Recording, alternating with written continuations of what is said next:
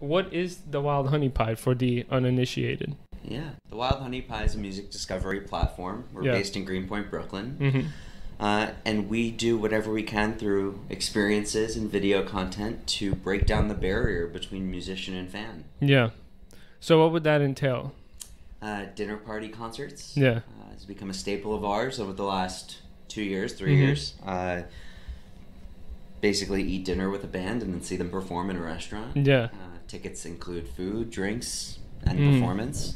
It's a really immersive experience. And we have Welcome Campers, which is our adult summer camp music festival that we've been producing since 2013. Started in my parents' backyard, and now we're hosting upwards of 400 people at a real kids summer camp before the kids get there. It's a lot of fun. That's awesome. On the video side of things, we produce a video series called Buzz Sessions, which has accumulated around 26 million views over the years, and produce music videos for artists like Eric Clapton, Steve Aoki. We've done a music video for Jukebox the Ghost, Tychos, and a few others. So we handle the official music videos, not just the sessions. And those come in the form of both live action music videos and animated. Gotcha. So you guys do a number of things, like you mentioned. You're doing the buzz sessions, which are live recordings, right? Yeah. You're throwing dinners all over the place. Yeah, New York, LA, Austin. And then we're expanding to Nashville and New Orleans as well. Yeah. And you guys have this camp. Yes, adult summer camp. Yeah. Let's actually roll back a little bit. You know, you started the Wild Honey Pie in 2009, right? Correct. Yeah. So what were you guys doing back then, and like what did you envision for the Wild Honey Pie when you first started, and you know, how did you get to this point? Yeah. The long and winding road. Yeah. It started as a music blog and nothing more. It was really a way for me to tell my family and friends about the music that inspired me, the artists that I loved. Artists like, at the time, The Antlers and Freelance Whales and a bunch of other New York bands, but bands from everywhere. I was in London at the time, interning at MTV. Gotcha. And when I got home, it's 2009, terrible economy. So I devoted myself to building experience and building relationships and making a name for myself in the industry.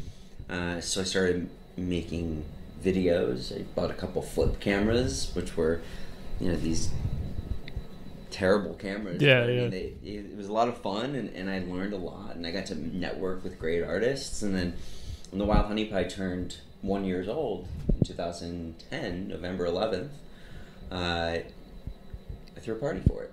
Nice. So we had our first event, and from there it became so much about creating experiences online for people to learn about artists that we thought they would really fall in love with, and then to bring people together in the real world. And we started by doing this by producing, throwing concerts, essentially becoming a promoter. Yeah.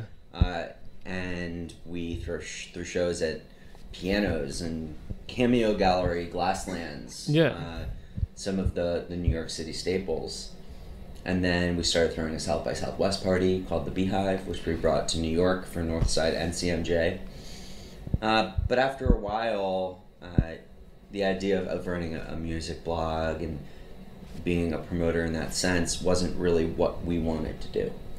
We really wanted to bring people together in a more tangible way and create something, in our opinion, that no one else was. We really wanted to push the envelope and innovate. And we did that by inventing Welcome Campers. At the time, there were no adult summer camps, at least not like there are today. Yeah. And there still isn't an adult summer camp music festival the way that Welcome Campers is presented. And then the dinners in 2017 came around, and it was like a light bulb went off. It was just like, why haven't we been doing this all along? Why hasn't anyone been doing it?